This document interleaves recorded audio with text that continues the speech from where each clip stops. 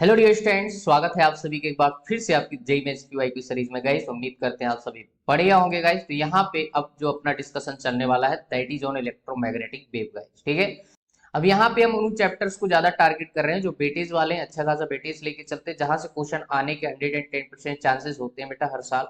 ठीक है, पहले वो चैप्टर्स करते हैं, उसके बाद जो बची हुई आपकी लेंथी चैप्टर्स हैं वो जो है अपन यहाँ पे कवर करेंगे। वैसे हर चैप्टर से क्वेश्चन आ रहे होते हैं, ऐसा कुछ नहीं है, छोड़ेंगे कुछ भी नहीं, लेकिन पहले अपन सिंपल सिंपल चैप्टर वेटेज वाले, हाईली वेटेज वाले चैप्टर जो यहाँ पे करते हैं, चाहे वो 11th क्लास के हो चाहे वो 12th क्लास के हो। ठीक है, उसके बाद अपन जो बचे हुए चैप्टर वो भी अपन एकदम सीक्वेंस में सारे चैप्टर के पीवाईक्यू बेटा करेंगे, कुछ भी नहीं छोड़ेंगे। ठीक है, तो चलिए बेटा आज के डिस्कशन जो स्टार्ट करते हैं without any delay. Guys let's see the first question. Question is an electromagnetic wave in a vacuum has the electric and magnetic field E vector and V vector which are always perpendicular to each other. Okay, the direction of polarization is given by आपको बताया x vector के terms में and that of wave propagation by k vector. Then and this question is asked in AIEEE 2012 guys. ठीक है, options आपको दे रखे हैं, simple सा है कोई। Okay guys let's see the solution. बेटा यहाँ पे इलेक्ट्रोमैग्नेटिक वेव में एक टर्म डिफाइन करते हैं that is called Poynting vector. ये होता है क्या है, S vector is equal to given as 1 by mu naught E cross B। Actually ये जो है अपना पॉइंटिंग वेक्टर जो है this give the direction of propagation of wave. ठीक है, E क्रॉस B से दिया जाता है बेटा इसका डायरेक्शन। तो E क्रॉस B जब निकालेंगे क्रॉस प्रोडक्ट से तो आपका जो S वेक्टर आएगा Poynting vector that is perpendicular to the direction of electric and magnetic field. ठीक है, मतलब ये तीनों आपस में क्या होते हैं, म्यूचुअल परपेंडिकुलर होते हैं बेटा। ठीक है, ऐसे नहीं ऐसा। अगर मैं इसको ऐसे लिखूं तो आप बोल सकते हो S vector parallel to E cross B vector. ठीक है, अब यहाँ पे एस की जगह उसने क्या दे रखा है आपको, के वेक्टर दे रखा है। ठीक है, तो आपको ये हो जाएगा। और साथ में एक चीज वहां पे और बताइए बेटा, आपको यहाँ पे दिया है पोलराइजिंग वेक्टर। पोलराइजिंग वेक्टर यहाँ पे एक्स वेक्टर बताया है। तो जो पोलराइजिंग वेक्टर होता है ये हमेशा जो आता है that is parallel to the electric field. Clear है, तो जो इलेक्ट्रोमैग्नेटिक वेव का पोलराइजेशन होगा that is along electric field guys. ठीक है, तो हमारे पास जो बेस्ट पॉसिबल आंसर जाएगा दैट इज, आप देखो बेटा सबसे पहले है ना, ये आपका फोर्थ ऑप्शन, और आपके पास यहाँ पे सेकंड ऑप्शन तो हो नहीं सकता। ठीक है, तो फर्स्ट ऑप्शन में क्या है, X vector parallel to E vector and K vector parallel to E cross B. एकदम सही बात है बेटा। ठीक है, तो हमारे पास इस पर्टिकुलर क्वेश्चन का जो आंसर हो जाएगा that is first is the correct answer. ठीक है, okay guys let's see the next question. Question is the magnetic field in a travelling electromagnetic wave has a peak value, आपको दे रखा है 20 nano Tesla. Okay, the peak value of the electric field strength is, and this question is asked in JEE 2013. You can see options आपको दे रखे हैं। Clear है, okay guys let's see the solution. भाई अपने को यहाँ पे क्या कैलकुलेट करना है, आपको यहाँ पे इलेक्ट्रिक फील्ड की स्ट्रेंथ निकालना है। पीक वैल्यू मतलब ई नॉट मैग्नीट्यूड। ठीक है, आपको यहाँ पे बी नॉट दे रखा है बेटा, कितना दे रखा है 20 नैनो टेस्ला। ठीक है, अपने को यहाँ पे ई नॉट निकालना है। तो इलेक्ट्रोमैग्नेटिक वेव में एक रिलेशन होता है बेटा, पता है क्या, C equal to, C is nothing but this is the speed of electromagnetic wave. ठीक है, तो सी इक्वल टू कितना हो जाएगा, ई नॉट डिवाइडेड बाई आपके पास बी नॉट। क्लियर है, तो हमारे पास यहाँ पे जो ई नॉट आ जाएगा that is equal to C V naught. ठीक है, तो ये हो जाएगा बेटा। तो हमारे पास यहाँ पे ई नॉट जो आ जाएगा दैट इज इक्वल टू, सी की वैल्यू कितनी होती है 3 मल्टीप्लाई 10 टू पावर 8 मीटर पर सेकेंड, और यहाँ पे बी नॉट दे रखा है आपको 20 नैनो टेस्ला। तो नैनो मतलब 10 टू पावर माइनस 9। ठीक है, अब इसको सॉल्व करोगे तो हमारे पास कितना आंसर आ जाएगा, ध्यान से देखो भाई, यहाँ पे देखो 8 और एक 9 बन जाएगा, तो ये पूरा निपट गया भाई पावर। ठीक है, 3 टू जा कितना हो जाएगा 6 वोल्ट पर मीटर। ठीक है, तो ये हमारे पास इलेक्ट्रिक फील्ड की क्या आ जाएगी बेटा, पीक वैल्यू आ जाएगी इस पर्टिकुलर क्वेश्चन में। ठीक है, तो आई होप सोल्यूशन समझ आया होगा। और मैं बता दूं यार, इलेक्ट्रोमैग्नेटिक वेव इतना सिंपल चैप्टर है, अगर तुझे सारे फार्मूले अच्छे से आते ना तो क्वेश्चन तेरे से छूट के नहीं जाएगा यार। ठीक है, इसलिए बेटा अच्छे से कर लेना, क्योंकि हर साल कोई सा भी एग्जाम हो यहाँ से क्वेश्चन आता ही आता है, एक क्वेश्चन तो फिक्स है बेटा। ठीक है, तो हमारे पास पर्टिकुलर क्वेश्चन आंसर जो हो जाएगा that is second is the correct answer. Okay, तो चलिए बढ़ते हैं बेटा next question. Okay guys let's see the next question. Question is during the propagation of electromagnetic wave in a medium, आपको यहाँ पे बताना है कौन सा ऑप्शन सही है बेटा। ठीक है, चार ऑप्शन दे रखे, थ्योरेटिकल क्वेश्चन है, दिस क्वेश्चन आज की JEE 2014। Let's see the solution बेटा। तो यहाँ पे स्टेटमेंट पढ़िए, पहले क्या दे रखा है, फर्स्ट ऑप्शन दे रखा है electric energy density is double of the magnetic energy density. Clear है, दूसरा ऑप्शन दे रखा है electric energy density is half of the magnetic energy density. Third option दे रखा है electric energy density is equal to the magnetic energy density. Fourth option दे रखा है both electric and magnetic energy densities are zero. ठीक है, तो यहाँ पे बेटा चारों में से जो बेस्ट ऑप्शन है दैट इज आपका third is the correct answer. अब सोच रहे होंगे ऐसा क्यों बेटा, तो यहाँ पे देखो इलेक्ट्रोमैग्नेटिक वेव की बात कर रहा है, और इलेक्ट्रोमैग्नेटिक वेव में जो होते हैं क्या होते हैं, mutual perpendicular oscillation of varying electric and magnetic field होते हैं बेटा। ठीक है, अब यहाँ पे अगर मैं बात करूं इलेक्ट्रोमैग्नेटिक वेव में, तो एनर्जी जो डेंसिटी होती है बेटा, energy density in case of electrostatic that is 1/2 epsilon naught E naught square, ठीक है। और magnetic energy density UV that is equal to 1/2 mu naught यहाँ पे बी नॉट स्क्वायर, ठीक है। तो ये जो हमारे पास इलेक्ट्रोस्टैटिक एनर्जी डेंसिटी और मैग्नेटिक एनर्जी डेंसिटी होती है बेटा, पार्शियली जो है इलेक्ट्रोमैग्नेटिक वेव कैरी करती है, दोनों हाफ हाफ। टोटल जब इनको सम करोगे तो आपके पास जो ऑप्शन आएगा you total that is epsilon E naught square, या फिर आप इसको सॉल्व करोगे तो आपका कितना आएगा B naught square divided by आपके पास म्यू नॉट, ठीक है। मतलब ये दोनों आपस में क्या होते हैं, बराबर होते हैं बेटा, ठीक है। इलेक्ट्रोमैग्नेटिक वेव में हाफ हाफ पार्ट जो है ये कैरी करते हैं, टोटल सम करोगे तो आपका ये आएगा, ठीक है। तो यहाँ पे जो ऑप्शन जाएगा that is third, electric energy density is equal to the magnetic energy density, दोनों क्या होते हैं बराबर पार्ट में यहाँ पे कंट्रीब्यूशन करते हैं बेटा, क्लियर है, ठीक है। तो आई होप आपको सोल्यूशन क्लियर हो गया होगा। तो ये इस पर्टिकुलर क्वेश्चन का क्या हो जाएगा बेटा, आंसर हो जाएगा। Okay guys, let's see the next question. Question is a red LED emits light at 0.1 watt uniformly around it, okay, the amplitude of the electric field of the light at the distance of 1 meter from the diode is, okay, and this question is asked in JEE 2015 guys, ठीक है। Options आपको दे रखे हैं। अब ये question जो है तुम सोच रहे होंगे सर इसमें तो ऐसा लग रहा है सेमीकंडक्टर मिक्स है, ठीक है, बट यहाँ पे इलेक्ट्रोमैग्नेटिक में क्वेश्चन पूछ रहा है, तो बेटा पूछ सकता है क्योंकि दोनों यहाँ पे कॉन्सेप्ट लग जाएंगे, ठीक है। तो चलिए बेटा समझते हैं इसका concept. Okay, so let's see the solution. तो यहाँ पे आपको क्या दे रखा है, डिस्टेंस दे रखा है, डिस्टेंस आपको दे रखा है 1 मीटर, ठीक है। और क्या दे रखा है आपको, पावर दे रखी है कितनी, 0.1 वाट, ठीक है। आपसे पूछा क्या जा रहा है, इलेक्ट्रिक फील्ड का एम्पलीट्यूड या पीक वैल्यू जो भी है बेटा, ठीक है, ये आपसे पूछा जा रहा है। अब ये कैसे फाइंड करें यार, पावर और डिस्टेंस आपको दे रखा है और ये आपके इलेक्ट्रिक फील्ड आपसे पूछ रहा है भाई। तो यहाँ से इलेक्ट्रिक फील्ड का एम्पलीट्यूड निकालने के लिए सबसे पहले बेटा एक इंटेंसिटी का फार्मूला मालूम होना चाहिए। इंटेंसिटी इक्वल टू क्या होता है, power per unit area, clear है, ये फार्मूला होता है, ठीक है। अब एलईडी बल्ब है, यहाँ पे अपन कुछ मान सकते हैं, पॉइंट सोर्स मान सकते हैं बेटा। तो पावर आपको कितना दे रखा है, 0.1, एरिया क्या लिखेगा 4 पाई r स्क्वायर, ठीक है। तो ये मेरे पास हो जाएगा, r is nothing but this the distance, आप ले सकते हो पॉइंट सोर्स की वजह से जो भी है। तो हमारे पास यहाँ पे जो इंटेंसिटी आएगी that is I equal to 0.1 divided by 4 pi multiply 1, आपको क्या है यहाँ पे r दे रखा है, तो 1 का स्क्वायर तो यही हो जाएगा। अब बेटा इंटेंसिटी को मैं कनेक्ट कर रहा हूँ कहाँ पे, इलेक्ट्रोमैग्नेटिक वेव में, ठीक है। तो 1/2 एप्सिलॉन नॉट c और यहाँ पे ई नॉट का स्क्वायर, ठीक है, ये मेरे पास यहाँ पे निकल के आती है बेटा, ठीक है। तो इंटेंसिटी आपको यहाँ पे निकाल ली है, आपको क्या चाहिए, ई नॉट चाहिए, ठीक है। तो यहाँ पे क्या हो जाएगा बेटा, चाहो तो इसको निपटा दो, इधर दोनों साइड कट गया, ठीक है। तो आपके पास यहाँ पे कितना हो जाएगा, epsilon naught C E naught square equal to इधर कितना हो जाएगा, आप ऊपर से क्या कर सकते हो, पॉइंट हटा सकते हो, तो नीचे आएगा 20 पाई, ठीक है, ये हो जाएगा बेटा, ठीक है। अब अपने को ई नॉट चाहिए, तो ई नॉट यहाँ पे कितना हो जाएगा, ध्यान से देखो, मैं इसको फाइनली सॉल्व करने वाला हूँ बेटा, ठीक है। स्क्वायर रूट 1 डिवाइडेड बाई कितना हो जाएगा 20 पाई, और यहाँ पे सी बोले तो सी और आपका एप्सिलॉन नॉट, ठीक है। तो हमारे पास यहाँ पे हमारे पास सी की वैल्यू कितनी हो जाएगी बेटा, 3 × 10⁸ मीटर पर second. Permittivity epsilon not free space की जो हो जाएगी दैट इज 8.85 × 10⁻12, ये बेटा ऐसा यूनिट में होता है, ठीक है।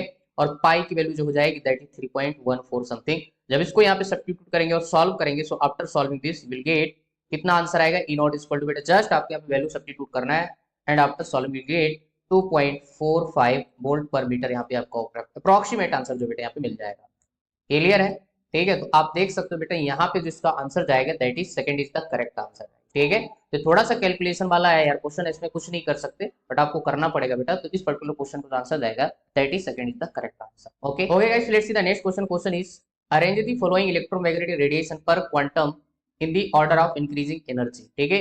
एनर्जी का इंक्रीजिंग ऑर्डर में इसको क्या करना है, अरेंज करना है। दिस क्वेश्चन आज जेईई 2016 गाइस, यू कैन सी, ठीक है। फर्स्ट आपको ब्लू लाइट दे रखा है, सेकंड येलो लाइट, सी आपका एक्सरे, थर्ड आपका, फोर्थ आपको दे रखा है रेडियो वेव, ठीक है। तो ये आपको यहाँ पे दे रखे हैं, इनका इंक्रीजिंग ऑर्डर के फॉर्म में जो अपने को क्या करना है, अरेंज कर। Okay guys, let's see the solution. बेटा यहाँ पे मैं आपको बता दूं, आपको यहाँ पे इलेक्ट्रोमैग्नेटिक स्पेक्ट्रम अगर याद है तो इस क्वेश्चन का आंसर तुम आराम से दे सकते हैं, ठीक है। तो यहाँ पे जो हमारे पास इलेक्ट्रोमैग्नेटिक स्पेक्ट्रम होता है, थोड़ा सा मैं आपको यहाँ पे बता देता हूँ बेटा। सबसे पहले मेरे पास आता है कॉस्मिक रेस, ठीक है, यहाँ पे आपके पास कॉस्मिक रेस, उसके बाद आपके पास गामा रेस, ठीक है। इसके बाद आपके पास आएगा एक्स रेस, ठीक है, ऊपर नीचे करके लिख रहे हैं ताकि आपका स्पेस ज्यादा ना गिरे, ठीक है। फिर आपके पास अल्ट्रा, इसके बाद विजुअल, ठीक है, हमारे पास विजुअल आ जाएगा, फिर इंफ्रारेड, क्लियर है। इसके बाद आपके पास यहाँ पे माइक्रोवेव्स, ठीक है। इसके बाद आपके पास यहाँ पे आ जाता है रेडियो वेव्स, ठीक है। तो ये मेरे पास बेटा यहाँ पे क्या होता है, और यहाँ पे ये पूरा आपका इलेक्ट्रोमैग्नेटिक स्पेक्ट्रम हो जाता है बेटा। अगर आप ऐसे जाते हो तो यहाँ पे वेवलेंथ का क्या होता है, इंक्रीजिंग ऑर्डर होता है, राइट। अच्छा, और एनर्जी का क्या होता है, ये डिक्रीजिंग ऑर्डर होता है, क्योंकि वेवलेंथ और एनर्जी एक दूसरे क्या होते हैं, inversely proportional. E equal to कितना होता है, एस सी बाई लैम्डा। बोले तो यहाँ पे एच आपका प्लांक कांस्टेंट कांस्टेंट है, सी आपका स्पीड ऑफ लाइट, ये इलेक्ट्रोमैग्नेटिक वेव की स्पीड बोल सकते हो 3 × 10⁻⁸ मीटर पर सेकंड, ठीक है, वो भी कांस्टेंट है। तो ई इनवर्सली प्रोपोर्शनल टू आ जाएगा लैम्डा। अगर लैम्डा ज्यादा है तो एनर्जी क्या होगी, कम होगी, ठीक है। तो मतलब आप अगर ऐसे आओगे बेटा तो यहाँ पे एनर्जी क्या होगी, बढ़ेगी, और लैम्डा आपका क्या होगा, घटेगा। क्लियर है। तो ये हमारे पास यहाँ पे हो जाता है बेटा आपका इलेक्ट्रोमैग्नेटिक स्पेक्ट्रम। इसको मैं याद करने का आपको ट्रिक भी बता दूंगा, ठीक है। तो सबसे पहले इसका अगर आंसर की बात करें बेटा, ध्यान से देखो, यहाँ पे आपको कलर दे रखे, ब्लू लाइट, येलो लाइट, ये किसके पार्ट है, विजुअल के बेटा, क्योंकि विजुअल में क्या होता है आपके पास, विबग्योर। विजुअल में क्या होता है आपके पास, विबग्योर, ठीक है। यहाँ पे सारे 7 कलर आपके विजुअल में आपके एसोसिएटेड होते हैं, ठीक है। तो ये हो गया। तो आप खुद ही देखो बेटा, ये विजुअल में जो भी कलर यहाँ पे हैं, तो यहाँ पे पहले इसको देखो, तो सबसे ज्यादा एनर्जी यहाँ पे किसकी होगी, सबसे पहले देखो बेटा, पकड़ लो, रेडियो वेव तो सबसे लास्ट में गया है, तो इसकी एनर्जी सबसे कम होगी, ठीक है। इसके बाद यहाँ पे एक्सरे, तो एक्सरे आपका सी आ रहा है, तो इसकी एनर्जी सबसे ज्यादा होगी। सबसे ज्यादा होगी मतलब यहाँ पे कौन से में ऑप्शन मिल रहा है आपको, इंक्रीजिंग ऑर्डर पूछा है, इंक्रीजिंग ऑर्डर मतलब आपका जिसका सबसे ज्यादा है वो सबसे एंड में लिखा होगा, ठीक है। तो ऐसा किसमें है, ऑप्शन फर्स्ट में है, ऑप्शन थर्ड में है, ऑप्शन फोर्थ में है, ठीक है। तो आपको ऑप्शन सेकंड तो होएगा ही नहीं बेटा, ठीक है। इसके बाद मेरे को यहाँ पे दे रखा है बीबीक्यूर, ठीक है। तो उसके बाद कौन सा कलर है आपके पास, ब्लू लाइट, येलो लाइट, ठीक है। तो ब्लू और येलो लाइट को देखो बेटा, ठीक है। डी तो आपका कहाँ आएगा, सबसे पहले आ जाएगा, डी आपका सबसे पहले आएगा। तो देखो यार, अरे भाई साहब कितना सिंपल हो गया, तो इसका मतलब फोर्थ ऑप्शन चला गया यार, समझ रहे कि नहीं, क्योंकि रेडियो की एनर्जी सबसे कम है, तो डी फर्स्ट आएगा, और लास्ट में जिसका सबसे ज्यादा है वो लास्ट में आएगा। और यहाँ पे देखो आपका फर्स्ट और थर्ड में क्या है, पहले में ए है और थर्ड में बी है, तो ये तो हो ही नहीं सकता बेटा, ठीक है। तो ऐसे भी इस क्वेश्चन का आंसर आप दे सकते थे अगर एक दो आप आइडिया लगा लेते, ठीक है। हाल तो मैं आपको बता देता हूँ बेटा, यहाँ पे बीबीक्यू, ठीक है, रेड की वेवलेंथ सबसे ज्यादा होगी, ठीक। इसका मतलब होगा कि ऐसे यहाँ पे आओगे तो एनर्जी क्या होगी आपके पास, बढ़ेगी, ठीक है। तो यहाँ पे ध्यान से देखो, ब्लू लाइट, ब्लू लाइट यहाँ पे है और येलो लाइट यहाँ पे, तो ब्लू लाइट का क्या होगा, एनर्जी ज्यादा होगा देन येलो, ठीक है। तो बेटा देख लो, आपको फोर्थ ऑप्शन यहाँ पे जाए। क्लियर है। तो आई होप आपको सोल्यूशन क्लियर हो गया होगा। यहाँ पे मैं आपको ट्रिक और बता देता हूँ कि बहुत इंपॉर्टेंट है यार, आए दिन यहाँ से क्वेश्चन बेटा पूछते रहते हैं। ओके, सो इस स्पेक्ट्रम को याद करने का तरीका क्या है, मैं आपको थोड़ा सा यहाँ पे ट्रिक बता देता हूँ। तो यहाँ पे जो ट्रिक हो जाएगी, to remember this electromagnetic spectrum that is classical gaadi X U V in my range, ठीक है। बेटा रेंज का मतलब होता है रेडियो वेव्स, ठीक है, रेंज मतलब रेडियो वेव, माई मतलब माइक्रोवेव, ठीक है, इन मतलब इंफ्रारेड, ठीक है, वी मतलब विजुअल, वी मतलब विजुअल, यू मतलब अल्ट्रा, ठीक है, एक्स मतलब तुम्हें पता है बेटा एक्सरेज, क्लियर है, गाड़ी मतलब गामा रेस, और यहाँ पे क्लासिकल मतलब कॉस्मिक रेस, ठीक है। तो ये हमारे पास क्या हो जाता है बेटा, इसका ट्रिक हो जाता है टू रिमेंबर दिस स्पेक्ट्रम, ठीक है। और ये हमारे पास पूरा यहाँ पे लैम्डा का क्या होता है, इंक्रीजिंग ऑर्डर होता है, एनर्जी का क्या होता है, डिक्रीजिंग ऑर्डर होता है बेटा, ठीक है। तो ये चीज अगर तुझे याद रहेगी तो बहुत अच्छी बात है, ठीक है। आए दिन यहाँ से क्वेश्चन पूछते रहते हैं, ठीक है। तो आई होप यार क्वेश्चन आपको अच्छे से क्लियर हो गया होगा, सोल्यूशन भी ओके। तो चलिए बढ़ते बेटा next. Okay guys, let's see the next question. Question is an electromagnetic wave from air enters a medium, ठीक है। The electric fields are E1 equal to, अब कितना दे रखा है, in air, and E2 equal to something इतना दे रखा है इन मीडियम, ठीक है। मतलब एयर से किसी मीडियम में आ रही है, तो जहां पे इलेक्ट्रिक फील्ड आपको दे रखी है बेटा, एयर में पहले बाद में मीडियम में, okay. Where the wave number k and frequency mu refer to their values in air, okay. The medium in non magnetic, आपको जो मीडियम बताया दैट इज नॉन मैग्नेटिक है। इफ यहाँ पे epsilon R1 and epsilon R2 refer to the relative permittivities of air and medium respectively, ठीक है। Which of the following option is correct, ठीक है, ये आपसे यहाँ पे पूछा हुआ है, राइट। आपको ऑप्शन यहाँ पे दे रखे हैं, जस्ट यू कैन सी, अपने को यहाँ पे रेशियो जो है बताना बेटा ऑप्शन में। This question you asked in JEE main 2018, ठीक है। Guys let's see the solution. तो यहाँ पे आपको जो दे रखा है पहले लिख लेते हैं बेटा, E1 इक्वल टू आपको दे रखा है, ओके गाइस। ये इन्फॉर्मेशन अपने को क्वेश्चन में मेंशन करके दिया है। ये आपके पास रिलेटिव परमिटिविटी इन एयर दे रखा है, तो इसकी वैल्यू जो होती है बेटा एयर में 1 होती है बेटा, याद रखना। अब अपने को अगर क्या मिल जाए, एप्सिलॉन R2 और मिल जाए मीडियम में, तो अपना काम हो जाए बेटा, ठीक है। तो ये अपन यहाँ पे निकालेंगे। सबसे पहले यहाँ पे अपन जनरल इक्वेशन लिख देते हैं इलेक्ट्रिक फील्ड का, E equal to E naught, x cap में यहाँ पे दे रखा है तो एक्स कैप के अकॉर्डिंग लिखेंगे कॉस, यहाँ पे आपको दे रखा है के डॉट आर वेक्टर माइनस आपके पास यहाँ पे ओमेगा टी। क्लियर है? This is the general equation of electric field, varying electric field. ठीक है, यहाँ पे जो मैं फार्मूला लगाने वाला हूँ बेटा, ठीक है, अब यहाँ पे जो हम फार्मूला यूज करने वाले दैट इज, सबसे पहले v इक्वल टू कितना होता है सी बाई एन। ठीक है, ये हमारे पास स्पीड होती है किसमें, मीडियम में, तो v equal to C by N एक फार्मूला हम यहाँ पे यूज करेंगे। और दूसरा c इक्वल टू हमारे पास होता है एयर मीडियम में 1/√μ नॉट एप्सिलॉन नॉट, ये एयर मीडियम में।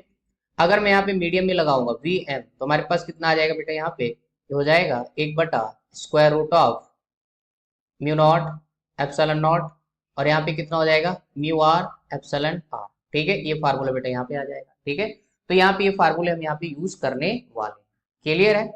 तो एक चीज यहाँ पे और आपको हिंट दे रखी है कि आपके पास जो मीडियम है that is non magnetic. Non magnetic मतलब यहाँ पे म्यू आर की वैल्यू कितनी हो जाएगी बेटा, 1 हो जाएगी। ठीक है, आया समझ? तो ये चीज भी हम यहाँ पे यूटिलाइज करेंगे बेटा। So these are formula. ये हमारे पास स्पीड है इन मीडियम, ये एन जो होता है ये आपके पास रिफ्रैक्टिव इंडेक्स होता है ऑफ द गिवन मीडियम। ठीक है, अगर एन का फार्मूला लिखो तो बेटा एन इक्वल टू आपके पास होता है √ऑफ एप्सिलॉन आर म्यू आर। ठीक है, तो हमारे पास अगर म्यू आर 1 हो गया तो हमारे पास जो एन हो जाएगा रिफ्रैक्टिव इंडेक्स दैट इज आपके पास एप्सिलॉन आर। ठीक है, तो ये हो जाएगा बेटा मीडियम का, तो इसको आप लिख सकते हो एप्सिलॉन आर 2। ठीक है, तो यहां से आप इसको आराम से सॉल्व कर सकते हो बेटा। ठीक है, तो चलिए स्टार्ट करते हैं। अगर मैं एयर मीडियम की बात करता हूँ, ओके, और हमारे पास एक ओके, अब यहाँ पे हमारे पास वेव की जो रफ्तार होती है that is v equal to omega Y, कितना हो जाएगा k। ठीक है, तो यहाँ पे हमारे पास E1 के करस्पॉन्डिंग जो आपके पास k हो जाएगा that is 2 pi by lambda. ठीक है, यहाँ से, और ओमेगा की वैल्यू कितनी हो जाएगी 2 पाई f। ठीक है, तो ये अपन सॉल्व करेंगे यार, इसकी वैल्यू अपने को दे रखी है यहाँ पे 2 पाई f, और यहाँ पे k की वैल्यू कितनी दे रखी है 2 पाई बाई लैम्डा। ठीक है, तो 2 पाई ने 2 पाई को मार दिया तो हमारे पास जस्ट कितना आ जाएगा f लैम्डा। ठीक है, और ये हमारे पास एयर मीडियम है तो एफ लैम्डा किसके बराबर हो जाएगा, सी के बराबर हो जाएगा।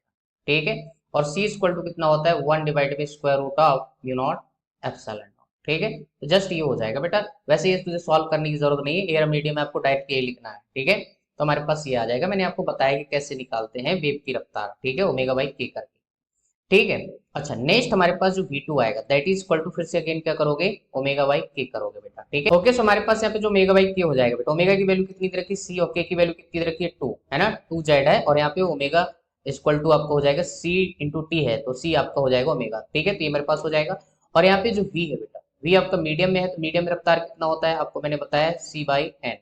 ठीक है, अब n की वैल्यू मैंने जस्ट अभी ऊपर लिखा है बेटा, c डिवाइडेड बाई कितना हो जाएगा √म्यू आर एप्सिलॉन। यहाँ पे मीडियम में बात कर रहे हैं तो एप्सिलॉन R2 लिखना पड़ेगा। ठीक है, अब नॉन मैग्नेटिक के केस में आपके पास म्यू आर की वैल्यू कितनी हो जाएगी 1, मैंने ऑलरेडी आपको बता दिया है। ठीक है, तो ये हमारे पास हो जाएगा बेटा, देखो ध्यान से, सी आपका सी कैंसिल आउट हो जाएगा, तो यहाँ पे दोनों साइड स्क्वायर करोगे तो यहाँ पे क्या बन जाएगा, जस्ट एक बार मैं और लिख रहा हूँ 1/2 equal to 1/1 into epsilon naught R2। ठीक है, ये हो जाएगा। दोनों साइड स्क्वायर करोगे बेटा 1/4, और इधर आ जाएगा आपके पास √ऑफ एप्सिलॉन R2। ठीक है, ये हो गया। तो हमारे पास जो एप्सिलॉन R2 आ जाएगा that is equal to 4, right. अपने से रेशियो पूछा है epsilon R1 divided by epsilon R2। ठीक है, तो इसकी वैल्यू कितनी आ जाएगी 1, और इसकी वैल्यू आपके पास 4। ठीक है, तो ये हमारे पास रेशियो हो जाएगा इस पर्टिकुलर क्वेश्चन का। ठीक है, तो आई होप आपको सोल्यूशन समझ आया होगा यार। ठीक है, यहाँ पे मैंने फार्मूले बहुत सारे आपको बता दिए, बाकी इतना सब आपको नहीं करना था। ठीक है, जस्ट आपको यहाँ पे V2 निकालना था, क्योंकि V1 तो आपको ऑलरेडी वो सी ही होगा बेटा, कि एयर मीडियम में आपका सी ही रहता है। V2 निकालने के लिए यहाँ पे मैंने आपको जस्ट एक बार मैं फिर से बताता हूँ, V2 जो है स्पीड इन मीडियम में है तो V इक्वल टू जस्ट आपको C बाई एन यूज करना था, और n की वैल्यू कितनी यूज करना था बेटा, एप्सिलॉन R म्यू R। अगर ये नॉन मैग्नेटिक मटेरियल तो इसकी वैल्यू हो जाती है 1, मैग्नेटिक मटेरियल होता तो कुछ वैल्यू आपको प्रोवाइड करता, तो जस्ट यहाँ पे यही करना था, इसके अलावा यहाँ पे कुछ था ही नहीं। ठीक है, और एक फार्मूला और होता है वेव की रफ्तार निकालने का that is V equal to omega by K. ठीक है, this is the formula to find the speed of the wave. ठीक है, तो ये टोटल जो है यहाँ पे फार्मूले यूज हुए हैं बेटा। ओके, तो यहाँ पे इस पर्टिकुलर क्वेश्चन का जो आंसर हो जाएगा दैट इज आपका option 3 is the correct answer. ठीक है, तो आई होप आपको सोल्यूशन क्लियर हो गया। Okay guys, let's see the next question. Question is a plane electromagnetic wave of frequency आपको दे रखा है 50 megahertz travels in a free space along the positive x direction at a particular point in a space. And time is equal to आपको 6.3 J cap volt per metre में दे रखा है। The corresponding magnetic field B at that point will be, ठीक है। In this question याद JEE में 2019 just you can see options आपको दे रखा है। Let's see the solution. तो यहाँ पे अब आपको क्या निकालना है, मैग्नेटिक फील्ड निकालना है बेटा, ठीक है, डायरेक्शन के साथ। तो हमारे पास फिर से यही अगेन फार्मूला यूज करेंगे, सी इक्वल टू आपके पास ई नॉट डिवाइडेड बाई आपके पास यहाँ पे बी नॉट, ठीक है। अब वैसे भी डायरेक्शन निकालने की जरूरत नहीं क्योंकि चारों ऑप्शन में डायरेक्शन सेम दे रखा है, ठीक है। अगर मान लो इन फ्यूचर ऐसा पूछ लिया जाए कि डायरेक्शन आपको अलग दे रखा है, तो डायरेक्शन के लिए हम यहाँ पे जो फार्मूला यूज करेंगे that is B vector equal to आपका आएगा K cross E vector divided by आपके पास omega. This is the formula to find the direction, ठीक है। आपको इलेक्ट्रिक फील्ड की डायरेक्शन दे रखा है, प्रोपोगेटिंग डायरेक्शन दे रखा है, तो आप यहाँ पे के क्रॉस ई कर दोगे डिवाइड बाई ओमेगा, तो ये आपके पास मैग्नीट्यूड के साथ साथ डायरेक्शन भी आपको मिल जाएगी बेटा, ठीक है। कभी कभी ऐसे क्वेश्चन पूछ लिए जाते हैं, ठीक है, जहाँ पे इलेक्ट्रिक फील्ड दी जाती है और मैग्नेटिक फील्ड डायरेक्शन के साथ आपको पूरा टर्म्स जो है पूरा एक्सप्रेशन आपसे पूछ लिया जाता है, बट यहाँ पे अपने को डायरेक्शन चाहिए होगा तो जस्ट हम डायरेक्शन के लिए फार्मूला यूज कर लेंगे, ठीक है। तो मैग्नीट्यूड हमें यहाँ से मिल जाएगा बेटा, सी आपको कितना मिला है 3 × 10⁸, ठीक है, तो मीटर पर सेकेंड में यही होगा। और यहाँ पे आपके पास ई नॉट की वैल्यू कितनी दे रखी है, देखो यहाँ पे ई नॉट इक्वल टू कितना दे रखा है आपके पास 6.3, मैग्नीट्यूड यूज कर रहे हैं बेटा 6.3 ऐसा यूनिट में है डिवाइड बाई बी नॉट, ठीक है। तो यहाँ पे चाहो तो काट सकते हो बेटा, 3 2 जा और ये 1 जा, ठीक है, तो 2.1 आ जाएगा। तो हमारे पास जो बी नॉट आ जाएगा दैट इज 2.1 और डिवाइडेड बाई 10⁸, ऊपर जाएगा तो कितना हो जाएगा 2.1 मल्टीप्लाई 10⁻⁸, टेस्ला, ठीक है। ये मेरे पास मैग्नीट्यूड आ गया है। अब यहाँ पे ध्यान से देखो बेटा सिर्फ एक ही ऑप्शन है दैट इज 2.1, बोले तो सेकंड ऑप्शन गाइस, ठीक है। तो हमारे पास इस पर्टिकुलर क्वेश्चन का जो आंसर जाएगा that is second is the correct answer. अब यहाँ पे अगर डायरेक्शन निकालनी तो डायरेक्शन निकालने के लिए यहाँ पे ध्यान से देखो आपको क्या बोला है, plane electromagnetic wave of frequency इतना travels in a free space, कौन सी डायरेक्शन, पॉजिटिव एक्स डायरेक्शन दे रखा है, ठीक है। तो मतलब के की डायरेक्शन क्या है आपके पास, पॉजिटिव एक्स डायरेक्शन, क्रॉस करो इलेक्ट्रिक फील्ड कौन सी डायरेक्शन में, जे कैप में, तो यहाँ पे क्या कर दोगे आप वाई कैप, ठीक है। तो इसको सॉल्व करोगे तो यहाँ पे देखो साइकिल बन रही है ना आपकी, साइकिल बन रही है बेटा, एक्स ये आई ये जे और ये आपके पास के, ठीक है, एंटी क्लॉकवाइज, तो आई क्रॉस जे कितना मिल जाएगा के कैप, ठीक है। तो आपके पास ये आंसर आ जाएगा, ठीक है। तो आई होप आपको सॉल्यूशन क्लियर हो गया। Okay guys, let's see the next question. Question is if the magnetic field of plane electromagnetic wave is given by, आपको स्पीड ऑफ लाइट दे रखा है 3 × 10⁸ मीटर पर सेकंड दे रखा है, और आपको यहाँ पे बी जो दे रखा है magnetic field that is 100 × 10⁻⁶ sin 2π × 2 × 10⁻15 into t-x/c ऐसा आपको बना के दिया है। Then the maximum electric field associated with it. Okay, and this question याद जेईई में 2019 just you can see guys। अब यहाँ पे ऐसे ही बेटा आपसे क्वेश्चन घुमा घुमा के पूछते रहते हैं, ठीक है, बड़ी बड़ी एक्सप्रेशन डरावनी से दे देंगे और तुमसे पूछ लेंगे भाई मरियल सी चीज, ठीक है। तो ऊपर जो हमने फार्मूला भी जस्ट लगाया है वही फार्मूला यहाँ पे भी लगे। ओके गाइस, तो लेट्स सी द सॉल्यूशन। तो यहाँ पे अपने को करना कुछ नहीं बेटा, यहाँ पे आपको ई मैक्सिमम बोले तो एम्पलीट्यूड चाहिए, तो यहाँ पे बी नॉट कितना दे रखा है, बी नॉट आप देखो ना बेटा, यहाँ पे देखो इक्वेशन में कितना है 100, कितना दे रखा है 100 मल्टीप्लाई 10⁻6 सॉरी, ये आपका टेस्ला में आएगा, ठीक है, ये दे रखा है। अब यहाँ पे अपने को क्या चाहिए ई नॉट, तो फिर से क्या फार्मूला लगाएगा, सी इक्वल टू आपके पास कितना होता है ई नॉट डिवाइडेड बाई आपके पास बी नॉट, ठीक है। इस फार्मूले की हेल्प से हम क्या निकालेंगे ई नॉट। ओके, सो हमारे पास यहाँ पे सी की value 3 × 10⁸ equal to E naught divided by B कितना दे रखा है बेटा 100 मल्टीप्लाई 10⁻⁶, ठीक है। इसको इधर ले जाओ क्रॉस मल्टीप्लाई करा दो, तो ई नॉट आपका आ जाएगा 3 मल्टीप्लाई 10 टू पावर कितना हो जाएगा बेटा, ये 8 है और यहाँ पे 2 पावर, तो कितना हो जाएगा टोटल 10, और ये आपको ऊपर जाएगा यहाँ पे मल्टीप्लाई, तो यहाँ पे हो जाएगा -6, ठीक है। तो कितना आएगा ई नॉट इक्वल टू आपके पास आ जाएगा 3 × 10⁴, ठीक है, प्लस में -10 - 6 चल के आ जाएगा दैट इज 3 × 10⁴ आपके पास 4 वोल्ट पर मीटर, ठीक है। तो ये हमारे पास क्या हो जाएगा बेटा आंसर हो जाएगा, ठीक है। तो आई होप आपको सोल्यूशन क्लियर हो गया होगा यार। तो इस पर्टिकुलर क्वेश्चन का जो आंसर जाएगा दैट इज आपका second is the correct answer guys, ठीक है। ओके गाइस, तो ये था आज का डिस्कशन। आई होप आपको सारे क्वेश्चंस अच्छे से क्लियर हो गए होंगे, सारे सोल्यूशन आपको अच्छे समझ आए होंगे बेटा, ठीक है। तो आज के सेशन में यही तक रखते हैं, हमने बहुत सिंपल क्वेश्चन लिए हैं, कुछ टफ क्वेश्चन नहीं लिए हैं, और इलेक्ट्रोमैग्नेटिक वेव में बेटा ऐसे ही क्वेश्चन आपसे पूछे जाते हैं, ठीक है। तो बाकी के जो क्वेश्चन है अपन कंटिन्यू जो है यहाँ पे लेके आएंगे। तो चलिए फिर मिलते हैं आपको नेक्स्ट वीडियो, तब तक के लिए thank you, good luck to all. Video अच्छा लगे तो यार लाइक कर देना, चैनल को सब्सक्राइब जरूर कर देना ताकि सारे वीडियो आप तक पहुंच सके guys. Okay, thank you for watching this video guys. कोई क्वेश्चन है, कोई क्वेरी है तो मुझे कमेंट सेक्शन में बेटा जरूर बताना, कोई डाउट है तब भी मुझे जरूर बताना, नेक्स्ट वीडियो में हम आपका रिजॉल्व करने की कोशिश करेंगे। Okay, thank you.